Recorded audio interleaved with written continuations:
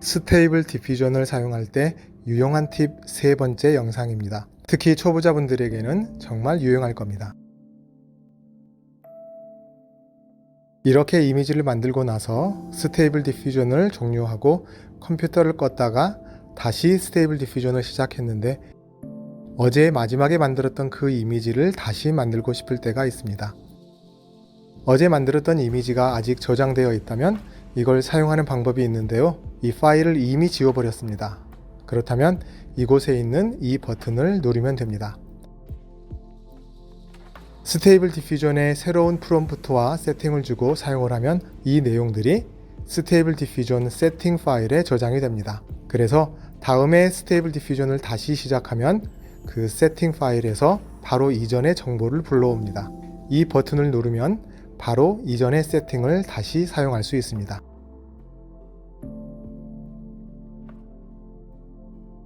스테이블 디퓨전으로 이미지를 만들면 이 이미지를 생성할 때 사용했던 정보들이 이 파일 안에 함께 들어갑니다.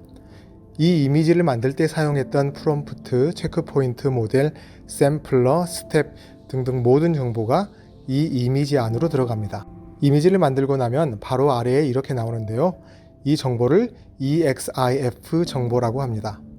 누군가가 EXIF 어쩌고 말하면 이걸 말하는 겁니다. 본인이 만든 이 이미지를 어떻게 해서 만들었는지 기억나지 않으면 여기 PNG Info 탭에 이 이미지를 드래그하면 EXIF 정보가 이렇게 나오는데요. 여기까지는 많은 분들이 알고 계실 겁니다.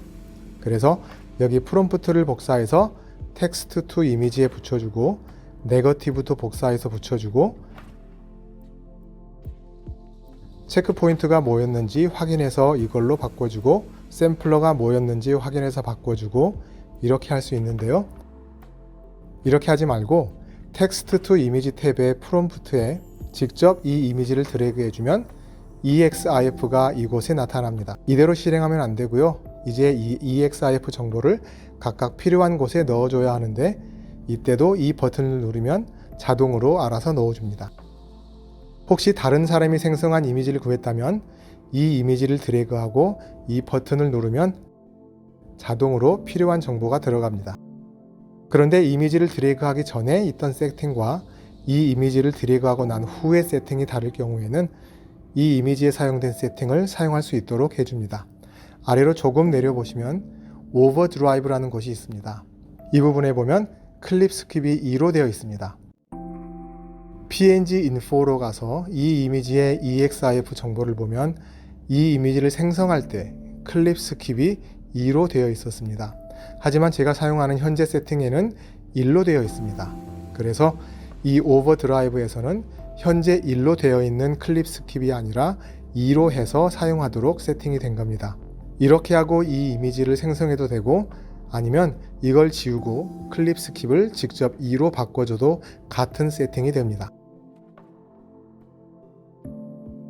만들어진 이미지 안에 EXIF 정보가 들어있다면 그 정보를 바로 사용할 수 있는데요. EXIF 정보가 없을 때는 AI가 이미지를 분석해서 프롬프트 정보를 만들어 줄 수 있습니다.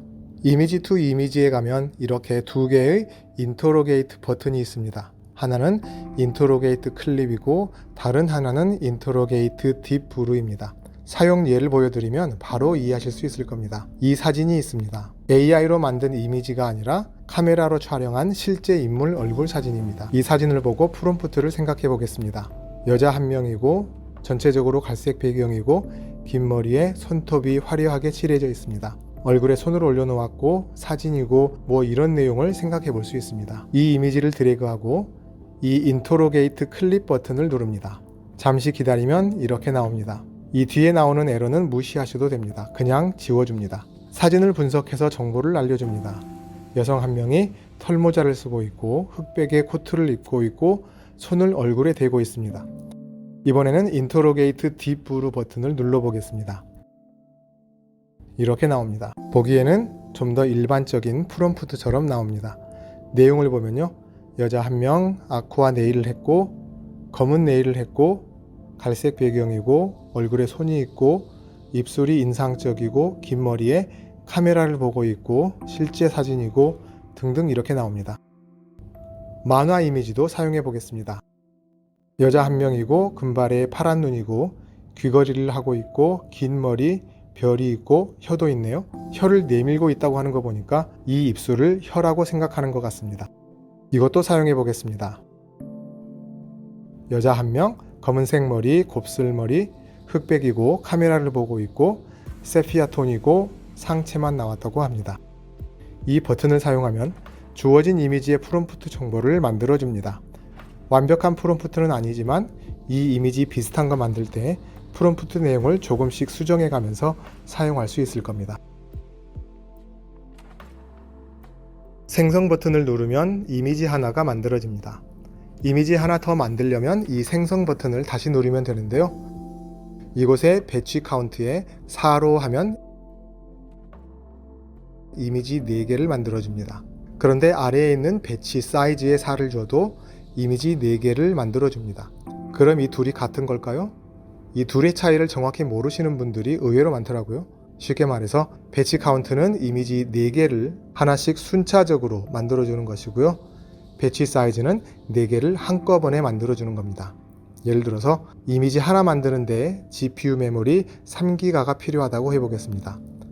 배치 카운트에서 이미지 4개를 만들려고 하면 처음 이미지 만들 때 3기가 메모리로 하나 만들고 그리고 나서 두 번째 이미지도 3기가 메모리를 사용해서 하나 만들고 다음 세 번째 이미지도 3기가 메모리가 필요합니다.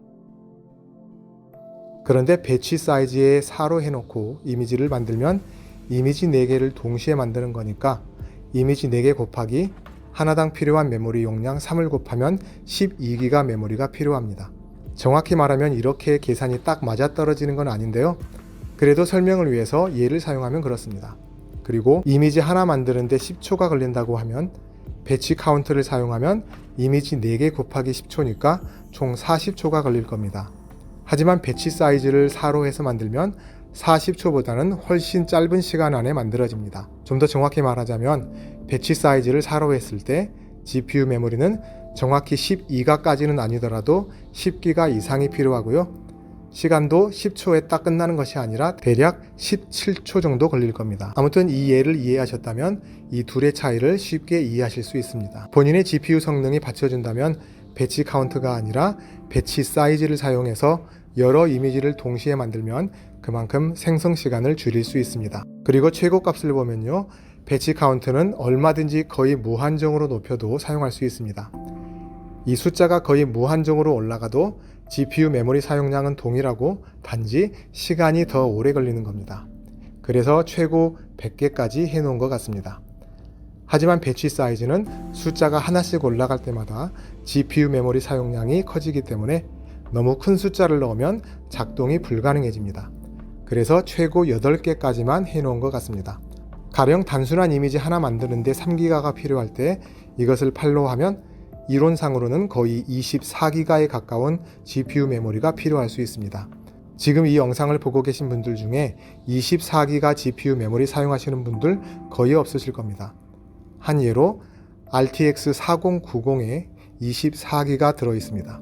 이 비디오 카드 가격이 얼마인지는 직접 확인해 보시기 바랍니다. 꽤 비쌉니다. 이 비디오 카드는 유부남들이 게임하려고 안에 몰래 샀다가 등짝 스매싱을 제대로 만든다는 설이 있습니다.